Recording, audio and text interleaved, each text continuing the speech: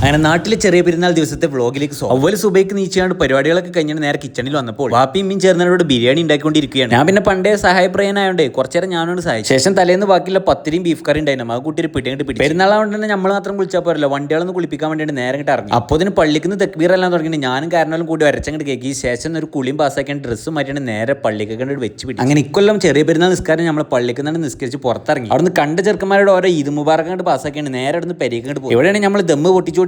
സമയം വേവിച്ചില്ല നമ്മളെ വാപ്പാന്റെ ബീഫ് ബിരിയാണി നേരെ കിട്ടി നിരത്തി. അതും കൂട്ടി പെരക്കാരപ്പണ്ട് കൂട്ടി പിടിച്ചു. പറയാണ്ടോ റാഹ്. അതും കഴിഞ്ഞാൽ പിന്നെ നമ്മൾ നേരെ സൈറ്റിൽ നിന്നിരുന്നു. ഇവിടെ ഒരാൾ സ്റ്റോറി ഇടാനുള്ള ഫോട്ടോക്ക് വേണ്ടി ഇടങ്ങിയറാവാണ്. നമ്മളെ കൂട്ടത്തിൽ ആ ഒരു രമേശിന്റെ കടിയിൽ നിന്ന് വാങ്ങാത്തോണ്ട് തമ്മിൽ കോമ്പിനേഷൻ തോന്നില്ലേ. അവിടെ നമ്മളിങ്ങനെ വണ്ടി എടുത്താൽ നേരെ അങ്ങാടിയിലോട്ട് വന്നാണ്ട് ഒരു നാരങ്ങ സോഡ കൊണ്ട് പാസ്സാക്കിയപ്പോഴാണ് പരിപാടി സെറ്റ് ആയത്. സമയം അസറായപ്പോൾ പിന്നെ കോസ്റ്റ്യൂമും മാറിയാണ് നമ്മൾ നേരെ ഉമ്മാന്റെ കൂടി തറവാട് എളാപ്പാന്റെ അവിടെ എല്ലാവരും കൂടി പോയിക്കാണ്ട് ഓരോ പിടി ചോറ് കൂടി പിടിച്ചാണ്ട് പരിപാടി റാഹത്താക്കി. ഇതോടുകൂടി പെരുന്നാൾ അവസാനിപ്പിച്ചിരിക്കുകയാണ്. ബാക്കി എടുത്ത് കാണാം. അപ്പോൾ ബൈ.